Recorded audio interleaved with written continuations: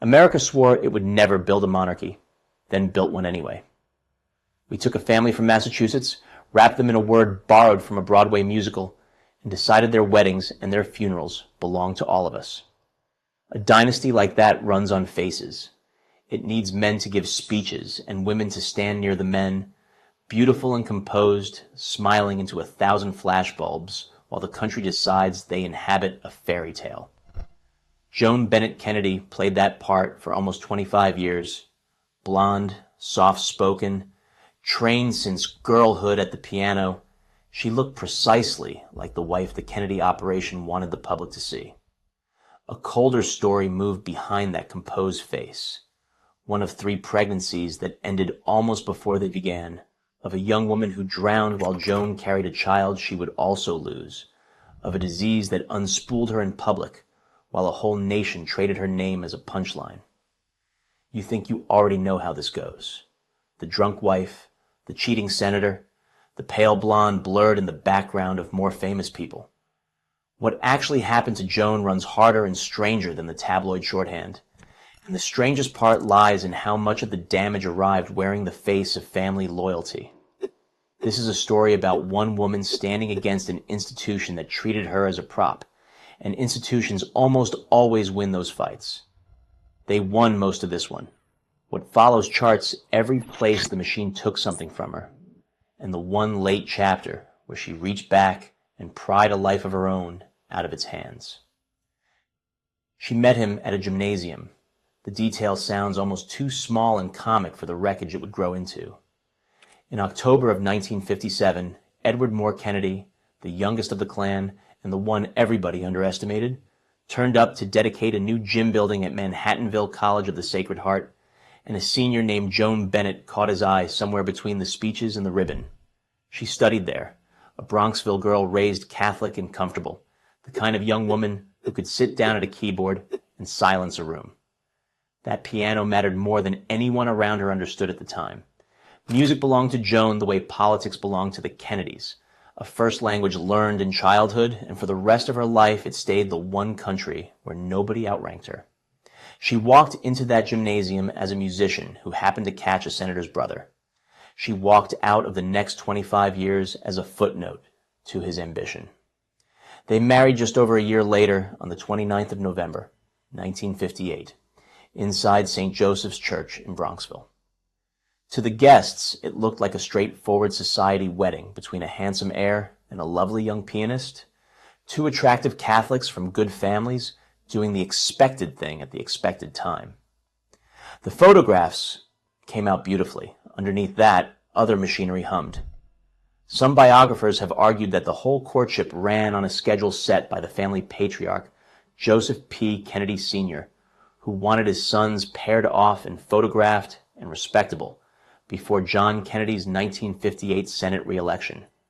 A pretty wife on Ted's arm rounded out the family portrait at exactly the right moment for the cameras, and Joseph Sr. rarely left a moment like that to chance. Other historians push back, pointing out that a courtship of roughly a year counted as ordinary for wealthy Catholic families of the era, and that reading the whole thing as a corporate merger flattens 2 young people who genuinely liked each other. Both things can sit in the same room. Joan could have loved him and still walked into a marriage whose terms strangers drafted before she ever arrived. Consider what she married into at 22. Not a husband, but a firm. The Kennedys ran on a family logic older than any of the children, engineered by a father who treated public life as a business with heirs, and every marriage inside it functioned as a merger with expectations attached. Joan brought a music degree and a gentle temperament to a household that valued neither. She would spend 2 decades discovering exactly how little room that household kept for a woman who could not turn grief into a campaign asset. The job arrived before she understood it as a job. Within a couple of years, she carried the Kennedy name, and living as a Kennedy woman in that decade meant a specific unpaid career with brutal performance reviews and no exit interview. Her first child, Kara, arrived on the 27th of February, 1960. Weeks after giving birth, Joan pulled herself out of the recovery bed and onto the campaign trail for her brother-in-law's run at the presidency, shaking hands in coffee klatches and church basements while her body still healed. The photographs from that period sell a certain fantasy. Golden couple, golden family, a woman who seemed born for the flashbulbs. Nobody asked whether she wanted the job. The Kennedy operation ran its women like surrogates on a schedule, dispatched to whichever district needed a friendly face, and a new mother recovering from childbirth counted as no excuse to skip a stop. Joan smiled through it, because smiling through it defined the entire assignment. Her exhaustion stayed off the record, and the polling data never once asked how she felt. The private version ran a different direction entirely. Joan came into the family from outside its bloodline and outside its temperature, and the Kennedy household ran hot, competitive, and merciless in a way no upbringing prepared her to survive. She measured herself against Jacqueline, who could disarm a French president in his own language, and against Ethel, who produced children and campaign energy at an athletic clip that left everyone else winded. Against those two, Joan came away convinced she ranked as the weak link, the soft one, the sister-in-law who could play Chopin but could not play the family. Marcia Chellis, who later worked closely with her and wrote about those years, described a woman drowning in a private conviction that she did not belong, that the family had cast her in a role she could never grow into. The isolation hid behind good posture and a nice dress. Nobody photographs loneliness. Then the family started to die, and the dying changed everything anyone asked of her. An assassin killed John Kennedy in Dallas in 1963. 5 years later, another gunman killed Robert in the kitchen of a Los Angeles hotel, and both older brothers who once commanded the world's attention lay dead. The youngest, the one nobody ever planned to lean on, inherited the entire weight of the name. Ted became the surrogate father to 13 fatherless children, Caroline and John Jr. from Jack's side, and the 11 children Robert left behind, a classroom's worth of grief that now looked to him for a father's steadiness. A man barely into his 30s took on a role built for a patriarch, and the family expected his wife to steady the whole trembling structure from beside him. While the country mourned in public, Joan lost children in private. She miscarried in 1963, and again in 1964, two griefs the Kennedy publicity apparatus found no use for and never mentioned to anyone. No space existed in the machine for a wife who needed rest or comfort, only for a wife who could stand on a platform and wave. Tara Borelli's account puts the pressure plainly.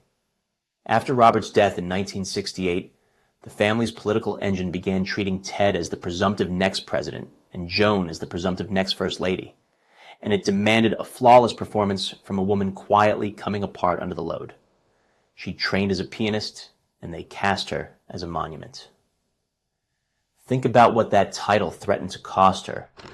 First Lady of the United States, a role the machine now treated as her destiny, whether she wanted it or not, promising a lifetime of the exact scrutiny already breaking her in smaller doses.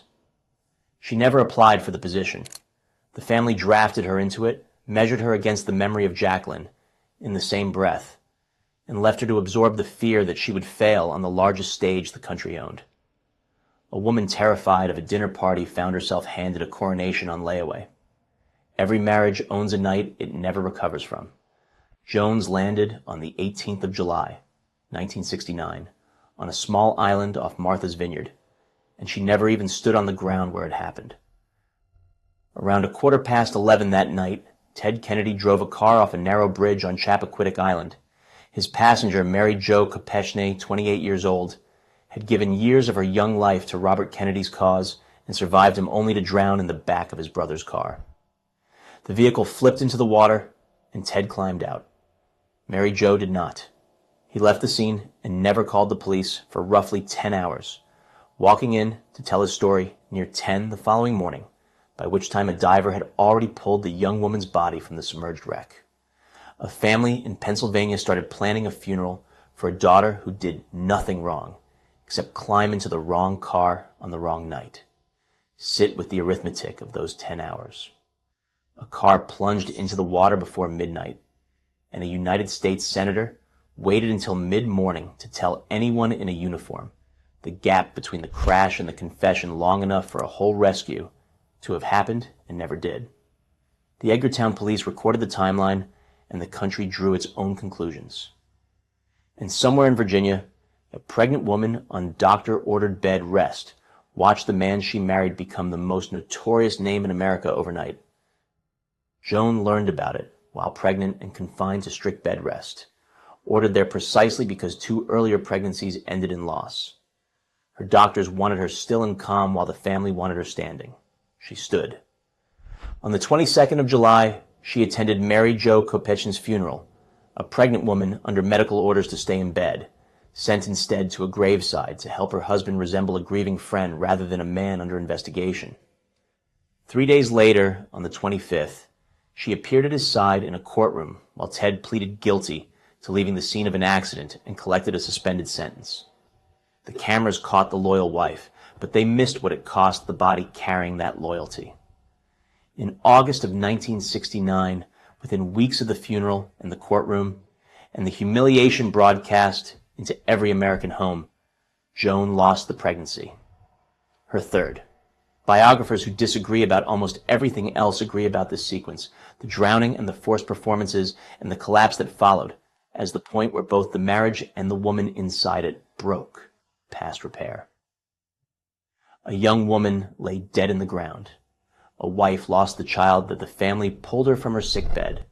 To protect a scandal she played no part in creating. And the family called it loyalty and moved on to damage control. If you're still with Joan this far in, you already see what the cameras refuse to. Do her the kindness the family never managed, subscribe, and stay to the end. The worst of what they buried comes next, and she earned an audience that watches all of it. A later version of Ted Kennedy sands him down into the lion of the Senate. That version leaves out the man Joan actually married. Around Washington, his infidelity counted as less a rumor than a fixed feature of the weather. His reputation as a womanizer trailed him through the Senate for decades, an open secret traded among reporters and staffers who mostly agreed not to print it. Joan lived inside that secret, with the doors locked from the outside. The whispering did its work on a woman already convinced she fell short, confirming her worst belief about herself with every rumored name and every knowing look across a party. Careful sourcing matters here, and honesty demands it. The tabloid press speculated about the specific women endlessly, and loyal Senate staff spent years shielding the details, so most named claims about particular individuals stay unverified to this day. No serious account disputes the pattern itself, and the chronic betrayal happened even where the individual names dissolve into gossip. Joan did not need the names to feel the arrangement. She needed a marriage, and instead she rehearsed a performance for people who already knew the show meant nothing. Live inside that for a decade and count the cost. Every Washington dinner turned into an exam she could fail without warning. Every friendly hostess a potential rival. Every headline a chance for the world to learn something about her own husband before she did. A marriage runs on trust the way an engine runs on oil. And Joan's ran bone dry for years while the family insisted, for the cameras, that the machine hummed along fine. The strain drained somewhere. It usually pooled in a glass. Here most tellings turn cruel, and the honest one refuses to. Joan drank. By the early 1970s, the drinking stopped hiding, and on the 9th of October, 1974, it stepped straight into the public record when police arrested her for drunk driving after a minor collision in McLean, Virginia. The press ran its headline. The jokes wrote themselves, and the country that crowned her a princess a decade earlier now passed around a punchline, the boozy Kennedy wife. Good for a laugh at somebody else's dinner table. The lazy story claims Ted drove her to drink. That version runs both too simple and too flattering to everyone except Joan. His behavior and the constant terror of what people called the Kennedy curse worked at real accelerants, the kind of environment that could push a vulnerable person toward the bottle and pin her there for years. But Joan also carried a genetic loading for the disease, inherited down a family line where her own mother fought alcoholism before her. Reducing her illness to a husband's sins erases the medical condition she actually fought, and it steals from her the one thing the machine never granted her, ownership of her own life. She seized that ownership in the most unexpected way available. In 1978, instead of hiding, Joan sat down with McCall's magazine and named her alcoholism out loud, on the record, under her own name. No political wife of that era spoke like that. Addiction meant shame and silence, a thing families buried in a back bedroom. And here sat a Kennedy discussing it in plain sentences years before the Betty Ford Center gave the whole country permission to say the word. The woman everyone wrote off as the weak one attempted something none of the strong ones dared try. She stopped performing and started confessing, and in doing so, she outpaced an entire culture that had not yet caught up to her. Weigh that against the caricature for a second. The joke of the era pictured a hopeless society, drunk, useless, and embarrassing, and the woman inside the joke chose to walk toward the shame instead of away from it. She turned her own worst chapter into something other women could read and recognize. A political spouse admitting to alcoholism in a national magazine in 1978 took a kind of nerve the Kennedy men, with all their trained bravery, never once demonstrated about their own failures. She earned no monument for it. Sobriety arrived instead, and with it, she handed a lot of frightened people a sentence they could finally say out loud. For once, she moved first. In 1978, the couple formally separated, and Joan tried the one move the family's script left no page for. She abandoned Hyannisport and the whole apparatus and rented an apartment of her own in Boston, alone, so she could get sober on her own terms in a city where nobody staged a photograph on her front step. Then she returned to school. During the separation, Joan enrolled in graduate study and in 1981 earned a master's degree in education from Lesley College, an accomplishment no press office arranged and no campaign required. Think about the distance in that. A woman the country shrank to a caption sat in ordinary classrooms beside students half her age, completed the work under her own steam, and walked out holding a degree that belonged to her and to nobody named Kennedy. That degree carried no political value whatsoever, which is precisely why it stayed hers. The family never needed an educated Joan, and the cameras never asked for one. She pursued the thing anyway, in a Boston classroom far from Hyannisport, for the private satisfaction of finishing something the machine took no interest in. A woman handed a coronation on layaway a decade earlier chose, in the end, a diploma she paid for herself. The machine, predictably, came calling one more time. When Ted mounted his 1980 Democratic primary challenge against the sitting president, Jimmy Carter, the estranged couple reunited for the cameras across 1979 and 1980, standing shoulder to shoulder in the old familiar pose, so voters would see a marriage instead of a wreckage. She played the part again. The campaign wanted the united front, and Joan, sober now and rebuilding, delivered one last performance before she finished performing for good. The ending came quietly, which meant it came sealed. In 1981, the Kennedys announced their intention to divorce, and a court dissolved the marriage in 1982, closing a partnership that outlasted more than 2 decades and nearly everyone who arranged it. A myth attached itself to the split almost immediately, and it deserves correcting. People love to call this the first divorce in the senior generation of the Kennedy clan, a crack in the granite of a famously Catholic family. That claim misses the record. Ted's sister, Patricia Kennedy Lawford, already divorced back in February of 1966. Joan's divorce broke a narrower record. It counted as the first divorce among the Kennedy brothers themselves, the men who carried the political name into elections, which explains why it landed so much harder in the public imagination than Patricia's ever did. The terms vanished into a vault. A court in Barnstable County, Massachusetts, sealed the settlement permanently, and it stayed sealed, which has never once stopped the press from repeating the reported numbers as if someone somewhere had carved them into stone. Press accounts have long claimed Joan walked away with around $4 million, her Boston apartment, and a house in Hyannisport. Treat those figures the way the record demands. Newspapers reported them widely and confirmed them not at all, guessing at documents no reporter ever actually read. Even her exit from the family stayed hidden behind Kennedy soundproofing.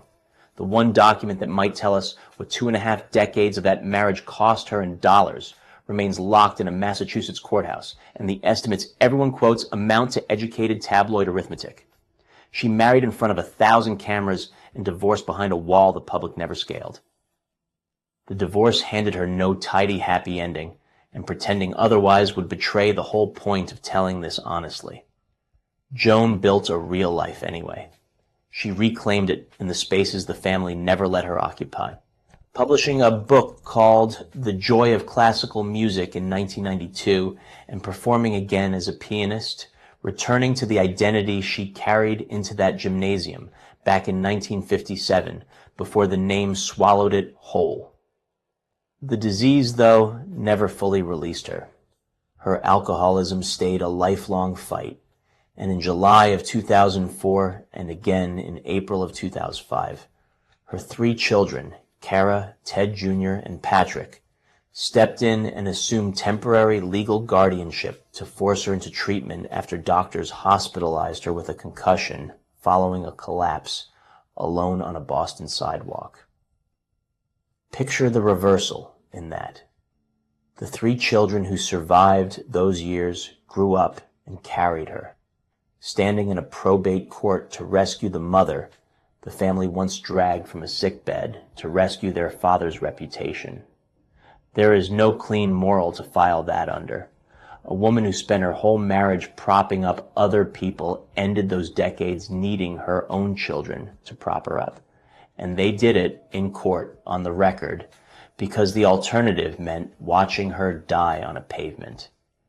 The guardianship humiliated her in exactly the way the old machine used to, except this time the people applying the pressure loved her and wanted her alive.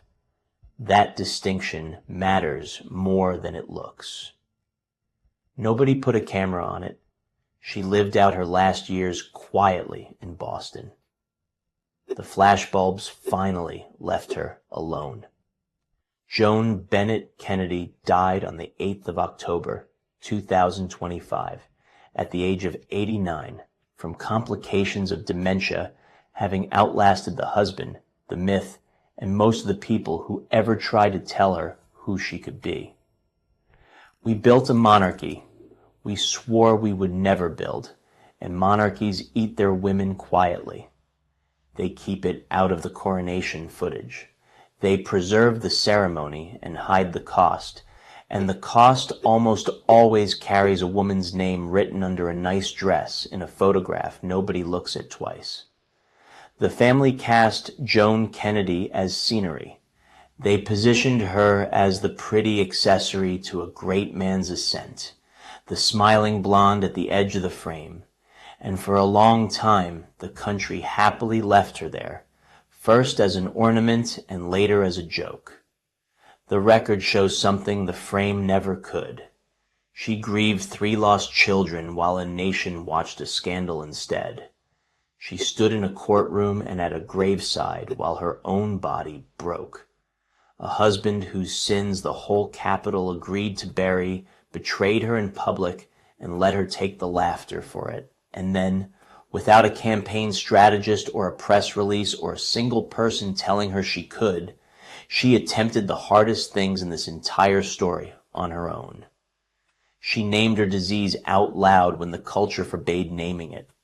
She left the most powerful family in America and rented an apartment where nobody watched. In her 40s, she sat in a classroom and earned a degree carrying her own name, and she returned to the piano bench they pulled her away from before any of them ever heard of her. The marriage ran worse than you think, yes. Worse in the miscarriages the cameras never mentioned, worse in the drowning that reached her through a bedroom wall, worse in the loyalty that amounted to a leash held by people who called it love. But the woman proved stronger than the story ever allowed. They wrote her as the weak one. She outran the myth, buried the caricature, and walked out the far side of all of it as the only Kennedy of her generation who ever stood up in daylight and claimed her own plain story. History barely remembers the men in this family for what they built and what they broke. It barely remembers Joan at all, and when it does, it reaches for the drunk wife caption first. Correct the record while you can. She endured what would have flattened most of the people who mocked her. She named her own worst truth on a national stage when nobody required it, and she rebuilt a life in the one place the Kennedy name held no currency. Weak describes none of that, only the people who needed her silent. The one they called the weak link outlived the marriage, the scandal, and the man.